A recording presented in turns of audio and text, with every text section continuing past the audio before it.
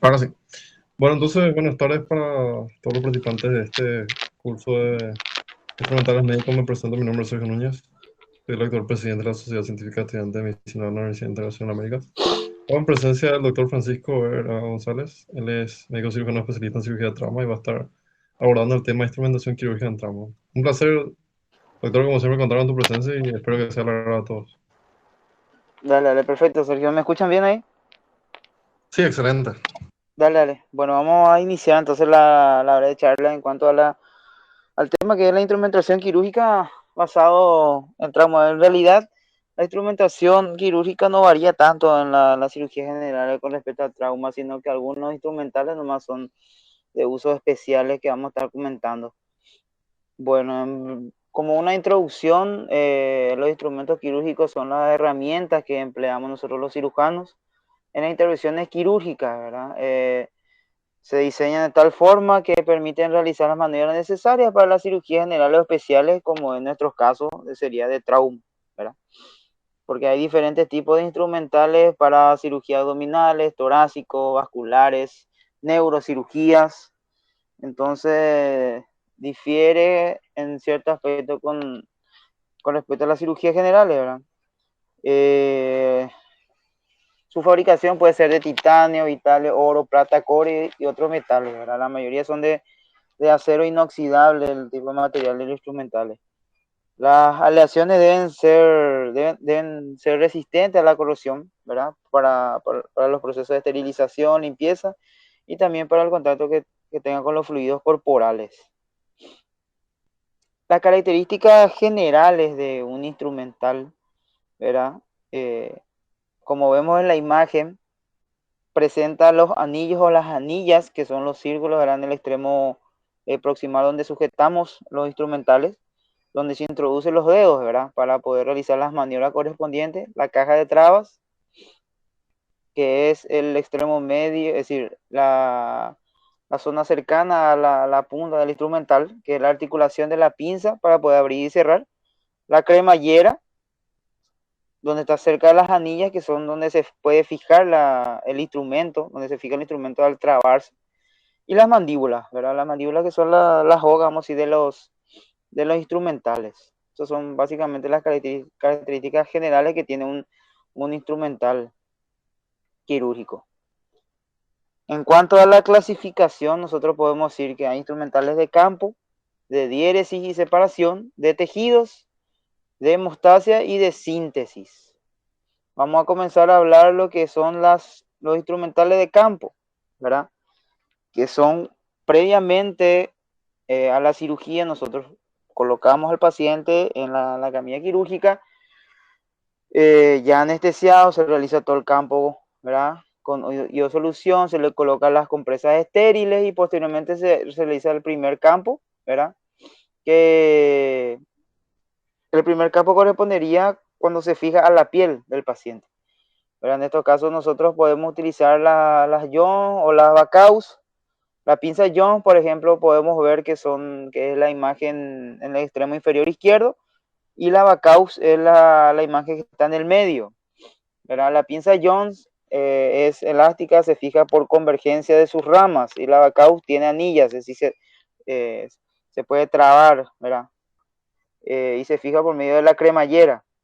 Posteriormente nosotros realizamos un segundo campo, que es el que se fija a los bordes de la incisión, y podemos usar en este caso la pinza de Doyen. La pinza de Doyen es el instrumental que vemos en la imagen inferior al lado derecho, ¿verdad? Que es igual también a la Jones, que se fija también por su convergencia a su rama, así se traba.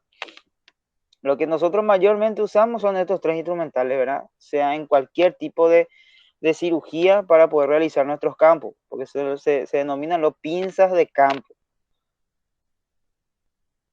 Bueno, el instrumental para diéresis, vamos a comenzar hablando del bisturí, ¿verdad? Que es nuestro elemento fundamental, que es para realizar cortes a los tejidos, ¿verdad?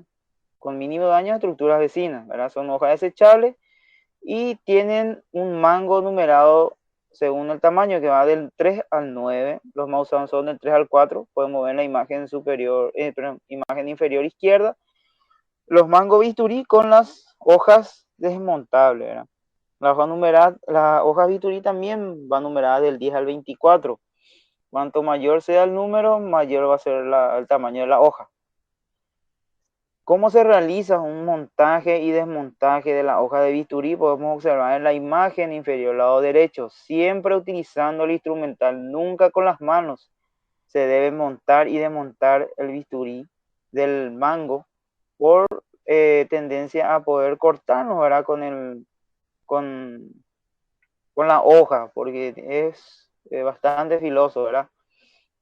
Como dice ahí en la descripción, siempre nosotros tenemos que tener un porta objetos. En este caso, un porta aguja o una hemostática recta, ¿verdad? Podemos tener la mano derecha para poder montar en el mango que estamos sosteniendo con la mano izquierda nuestra hoja bisturí. Acá podemos observar una imagen de cómo son las distintas formas de tomar el bisturí, ¿verdad? Está la forma del lápiz, que es la imagen número A, eh, donde esta posición es para realizar incisiones más cortas, finas, precisas, pues está la toma como si fuera un puñal para tejidos más resistentes, el arco de violín y o con bisel hacia arriba para hacer diéresis centrífuga. Pero lo que nosotros normalmente usamos, es decir, la forma que colocamos el bisturí es en forma de lápiz o el puñal, ¿verdad? No difiere tanto de eso. Depende del cirujano de cómo quiera manejar su bisturí. Bueno, en cuanto al instrumental de diéresis, ¿verdad? Los instrumentales de diéresis son las tijeras. Las tijeras son usadas para poder seccionar tejidos o divulsionar planos tisulares. Están constituidas por hojas o ramas, ¿verdad? Articulación, mango y anillas. Las mismas características que le había mencionado al principio. Pueden ser rectas o curvas, puntas romas o agudas o mango corto o largo. En este caso podemos hablar de la tijera de Mayo, Meixenbach y Sims. La tijera de Mayo es una tijera bastante fuerte, era multipropósito, puede ser recta o curva, punta roma o roma aguda, corta en estructuras fuertes, es decir, fascias, tendones, material de sutura y aponeurosis. La tijera de Meixenbach son para tejidos un poco más delicados, ¿verdad? Rectas para tejidos superficiales y curvas para tejidos más profundos. Y la tijera de Sim tiene la rama cortante más corta, recta o curva, y se utilizan en tejido firme. Las tijeras de Mayo, como ya dice eh, su descripción, se puede utilizar para estructurar fascias, tendones. Nosotros solemos utilizar las tijeras de Mayo, en especial las rectas, para cortar hilos, las curvas para los tejidos. En el caso de cualquier cirugía, de una hernia, de una apendicitis, de una vesícula, si lo que es superficial podemos usar una tijera de Mayo, pero lo que es más para cavidad, nosotros usamos la tijera de Meisenbach para poder abarcar un poco más profundo la cavidad abdominal o de la cirugía que nosotros estamos realizando, una cirugía abdominal, pues una cirugía vascular, que queramos tener un poco más de acceso a un tejido un poco más profundo, entonces se realiza la tijera Meisenbach, como tiene un trayecto un poco más largo que la de Mayo. Ahora vamos a ver la imagen, que la tijera de Mayo es la que está en el extremo superior izquierdo, ahí podemos ver que es recto y curvo. La tijera de Meisenbach es lo que está en el medio, podemos ver que es recta y curva también. Como ya le había mencionado, su longitud nos permite abarcar un poco más tejidos profundos en la cavidad o de las cirugías que nosotros queremos hacer. Y la tijera de zinc es la que nosotros vemos a la derecha. Bueno, después están las tijeras lencerías que nosotros le llamamos, son las más fuertes, ¿verdad? Puede ser también rectas, curvas, con superficie de corte ancho, permite cortar en este caso hilo también, gasa, vendas.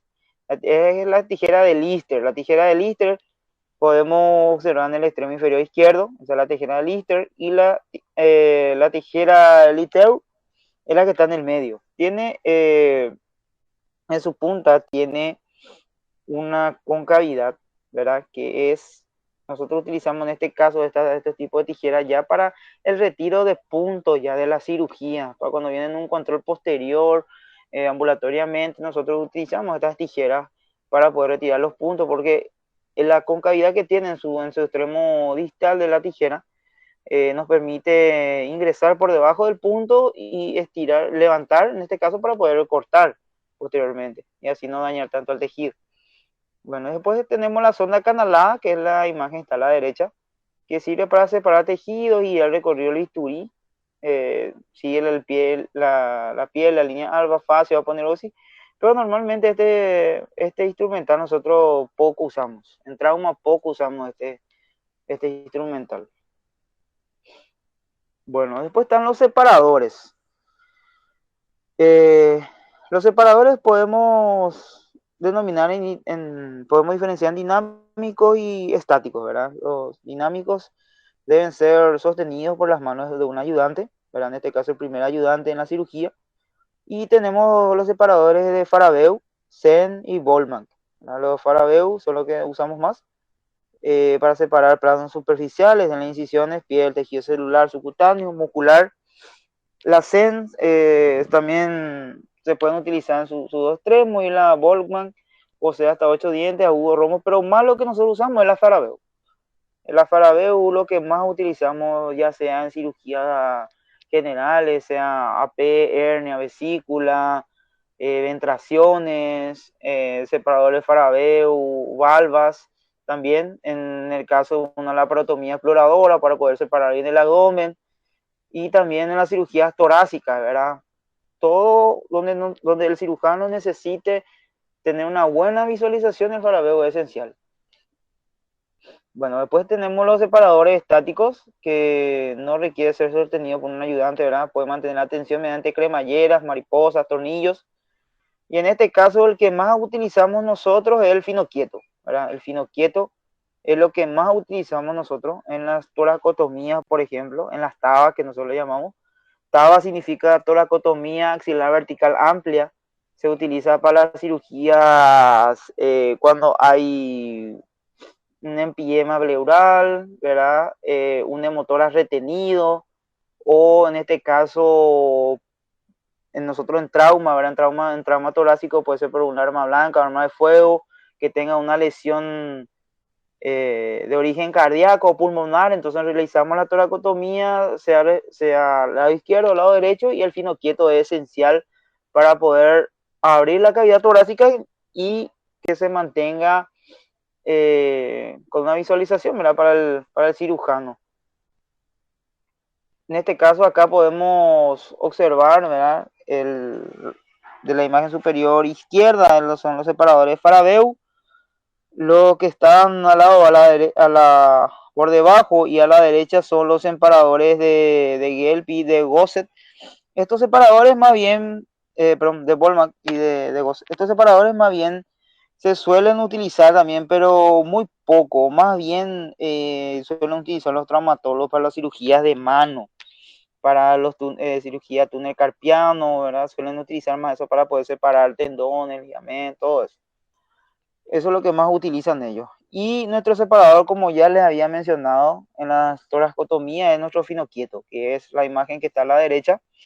Ese es nuestro separador fino quieto que utilizamos mucho en las toracotomías. Ok, acá podemos observar, ¿verdad? En la imagen izquierda, el separador de fino quieto en este caso. Están teniendo acceso, perdón, a la cavidad torácica. Y a la imagen derecha podemos ver los separadores de Farabeu, en este caso separador de Farabeu pequeño. Ahí también podemos usar una pinza Bacaju de campo. Y esos son los separadores, pinza de Ali, que voy a hablar más adelante, ¿verdad? En este caso están analizando una apendicectomía. Ahí pueden observar cómo están separando el campo quirúrgico y poder visualizar la pieza operatoria. Bueno, el instrumental para tejidos. Podemos denominar en pinzas de prensión elástica o continua, ¿verdad? Las elásticas necesitan la fuerza del cirujano para mantenerse cerradas. Sirven para estabilizar y exponer tejido durante la sutura, ¿verdad? En este caso están las pinzas de disección, que se sostienen con el dedo pulgar, el índice, ¿verdad? Para tener mayor maniobrabilidad y pueden tener o no dientes. En este caso son las pinzas de Brown o Axon, ¿verdad? También llamadas. Y las pinzas de presión continua son los que poseen un mecanismo de cremallera permaneciendo fija, ¿verdad? La, a diferencia de la elástica, que la elástica necesita la fuerza del cirujano, en este caso la presión continua no. Con un clic nosotros ya podemos mantener cerrado la instrumental.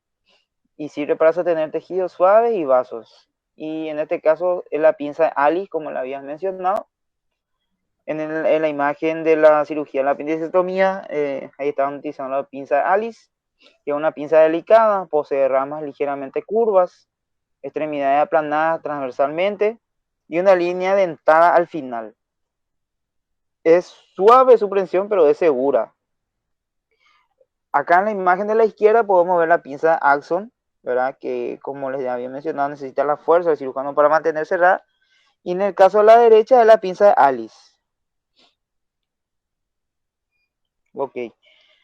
Después están las pinzas de Bacot o Bacat y la pinza Forster, ¿verdad? La pinza Bacot es similar a Alice, pero la diferencia es que es redonda y fenestrada para poder encajar alrededor de la estructura, ¿verdad? Y no traumatizar tanto el tejido. Y la pinza de Forster o la pinza de aro, como nosotros también le llamamos, eh, tiene extremo con anillas, ¿verdad? Y tiene el otro extremo así distal con estrías, ¿verdad? Puede no tener también, y un adaptador de goma con estrías para vísceras huecas más bien. Esta pinza de Alice, más bien nosotros utilizamos para las apendicectomías, para poder visualizar el apéndice y poder sujetar cuando ya vamos a exponer hacia el campo quirúrgico para poder realizar la apendicectomía posteriormente. Y la pinza Bacot, nosotros, en especial en trauma, utilizamos mayormente en las cirugías abdominales, ¿verdad? La cirugía abdominal es cuando hay lesión de vísceras huecas, de estómago, puede ser lesión de intestino delgado, colon, ¿verdad? Nosotros utilizamos eso para poder sujetar y suturar posteriormente la lesión. Después están los instrumentales de hemostasia. Los instrumentales de hemostasia son pinzas que ocluyen los vasos sanguíneos. Pueden tener puntas con dientes, ¿verdad? Para evitar el resbalamiento de los tejidos. Se fijan por cierre de la cremallera y presentan muchas variaciones como todo instrumental. Pueden ser, tiene una longitud de rama, ¿verdad? Pueden tener mangos o no, o una orientación y tipos de estrías, todos son las variaciones que puede tener instrumental.